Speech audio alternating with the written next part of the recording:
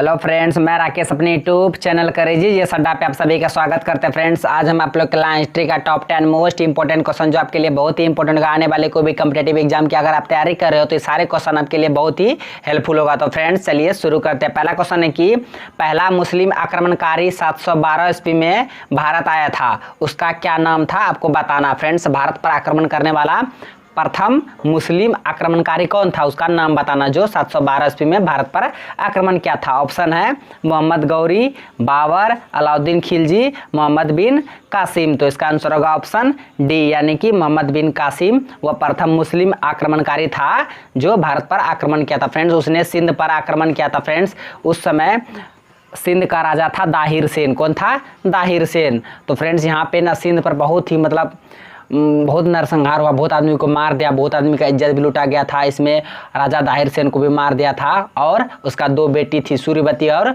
सोमवती, वो दोनों को भी वो लोग यानी कि मोहम्मद बिन कासिम कहाँ ले चले गए थे? फारस, यानी कि ईरान ले गए थे। फ्रेंड्स, उस समय ईरान का पुराना नाम था फारस। तो फ्रेंड्स, उस समय ईरान का जो खलीफा था अल हजाज बिन यूसुफ, उसी ने मोहम्मद बिन कासिम को भारत भेजा था आक्रमण करने के लिए। आप इसे भी ध्यान में रखिएगा। तो आप याद रखिएगा, प्रथम मुस्लिम आक्रमणकारी कौन था?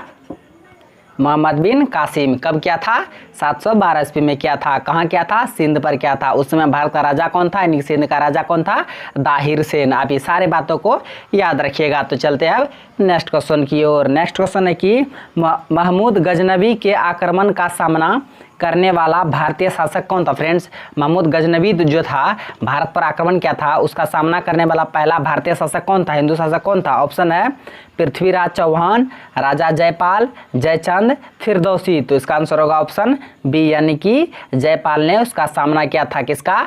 महमूद गजनबी का। तो फ्रेंड्स, महमूद गजनबी का आक्रमण भारत पर 17 बार किया था। कुल कितने बार आक्रमण किया था भारत पर? वह 17 बार आक्रमण किया था। कौन? महमूद गजनबी। तो फ्रेंड्स, ये अफगानिस्तान से आया था। आप इसे भी ध्यान में रखिएगा। तो फ्रेंड्स, इसके साथ महत्वपूर्ण विद्वान सब भी आए थे, जैसे अलबरूनी हुआ, फिरदौसी हुआ, गजनबी के साथ ही भारत आए थे। फ्रेंड्स, अलबरूनी का एक बहुत ही महत्वपूर्ण पुस्तक है किताबुल हिंद, तहकीक हिंद। ये दोनों पुस्तक अलबरूनी का ही है, जिसमें गजनी साम्राज्य के बारे में बताया गया। फ्रेंड्स, यानी भारत के संस्कृति सभ्यता के बारे में बताया गया वो पुस्तक में। आप इसे ध्यान में रखिएगा। तो फ्रेंड्स, अब फिरदौसी का पुस्तक था शाहनामा। आप इसे भी ध्यान में रखिएगा। अलबरूनी का पुस्तक क्या था?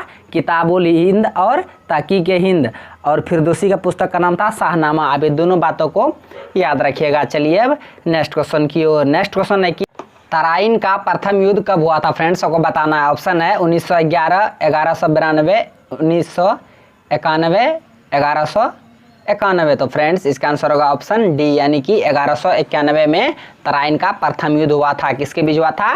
मोहम्मद गौरी और पृथ्वीराज चौहान के बीच हुआ था तराइन का प्रथम युद्ध। फ्रेंड्स, कब हुआ था? 1191 ईस्वी में। और द्वितीय युद्ध हुआ था तराइन का 1192 में। तो फ्रेंड्स, प्रथम युद्ध में, तराइन का प्रथम युद्ध में पृथ्वीराज चौहान ने जीत लिया था और मोहम्मद गौरी हार गया था। दूसरे युद्ध हुआ था जब तराइन का, उसमें मोहम्मद गौरी जीत गया था, पृथ्वीराज चौहान हार गया था। फ्रेंड्स, आप इसे याद रखिएगा। तो फ्रेंड्स, मोहम्मद जो गौरी था, मोहम्मद गौरी का ही गुलाम था। कौन?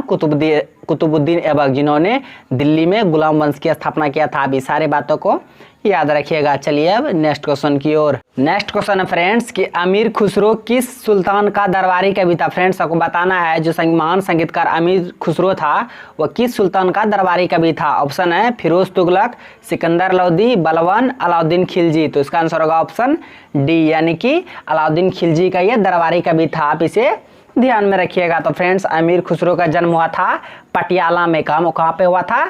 पटियाला में हुआ था। फ्रेंड्स, अमीर खुसरो को तोताए हिंद भी कहा जाता है। आप इसे भी ध्यान में रखिएगा। तो फ्रेंड्स, चलते हैं अब नेक्स्ट क्वेश्चन की ओर। नेक्स्ट क्वेश्चन है कि बाजार नियंत्रण प्रणाली किसने आरंभ की? फ्रेंड्स, आपको बताना है कि दिल्ली सल्तनत में बाजार नियंत्रण प्रणाली जो था उसका आरंभ किसने किया था? ऑप्शन है औरंगजेब, अलाउद्दीन खिलजी, चंद्रगुप्त मौर्य, शाहजहां। तो इसका आंसर होगा ऑप्शन बी, यानी कि अलाउद्दीन खिलजी ने बाजार नियंत्रण प्रणाली का आरंभ किया था। क्योंकि फ्रेंड्स, अलाउद्दीन खिलजी ही था जो अस्थाई सेना रखा था। सबसे पहले अस्थाई सेना रखने वाला शासक कौन था?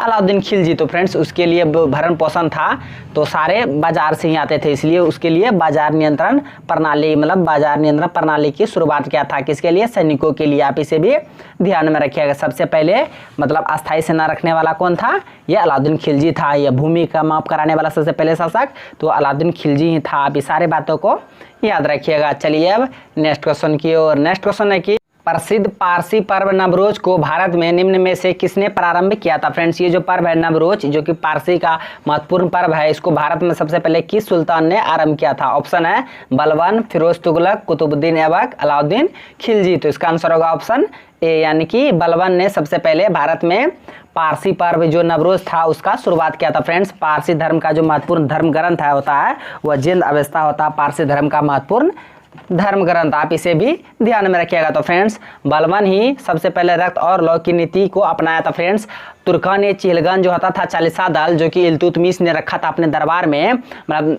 40 तुर्कों का एक समूह था जिसको हम लोग चिहलगान, तुर्कान चिहलगान भी कहते हैं या चालीसा दल भी कहते हैं। तो फ्रेंड्स इसको खत्म किया था कौन? बलबन ने ही खत्म किया था। अभी इसको भी याद रखिएगा। क्या किया था? तुर्कान चिहलगान चालीसा दल को खत्म किया था कौन? बलबन किया था।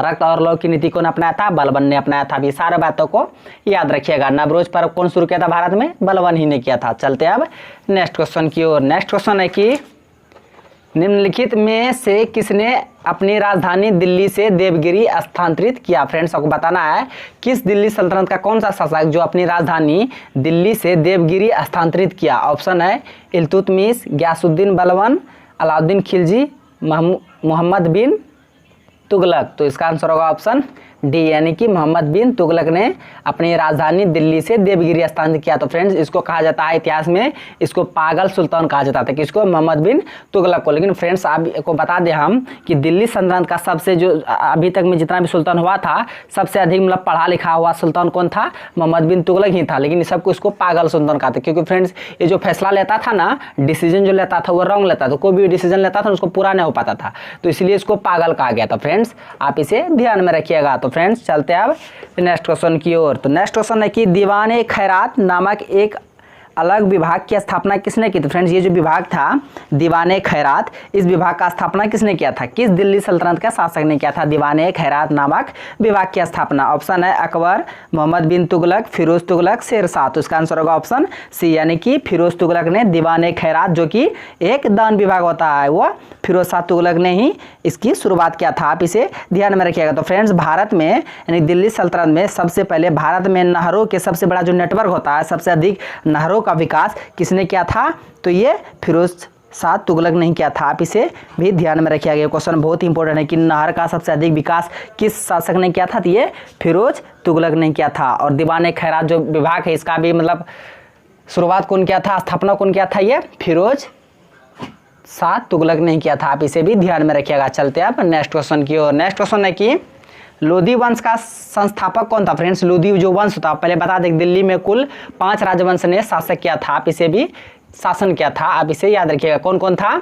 गुलाम वंश था, खिलजी वंश था, तुगलक वंश था, सैयद वंश था और लोधी वंश था। तो इसमें आपको बताना है कि लोधी वंश का संस्थापक कौन था। ऑप्शन है इब्राहिम लोधी, सिकंदर लोधी, बहलोल लोधी। तो इसका आंसर होगा ऑप्शन सी, यानी कि बहलोल लोधी ने लोधी वंश का स्थापना किया था। आप इसे भी ध्यान में रखिएगा। तो फ्रेंड्स लोधी वंश का इंतक सिकंदर लोधी जिन्होंने आगरा शहर की स्थापना किया था। फ्रेंड्स ये क्वेश्चन पूछा जाता है कि आगरा शहर का स्थापना किसने किया था? तो ये सिकंदर लोधी ने ही किया था आगरा शहर का स्थापना। आप इसे भी ध्यान में रखिएगा। तो फ्रेंड्स लोधी वंश का ही सबसे अंतिम शासक था इब्राहिम लोधी, जिसको हराकर बाबर ने भारत पर मुगल वंश की स्थापना किया था।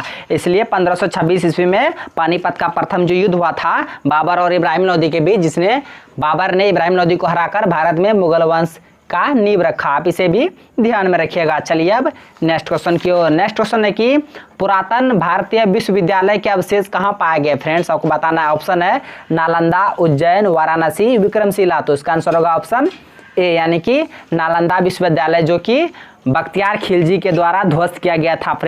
फ्रेंड्स नालंदा विश्वविद्यालय का जो स्थापना किया था गुप्त वंश का शासक था कुमार गुप्त प्रथम, जिन्होंने नालंदा विश्वविद्यालय की स्थापना किया था। फ्रेंड्स इसको मतलब ध्वस्त कौन किया था? बख्तियार खिलजी। बख्तियार खिलजी किसका सेनापति था?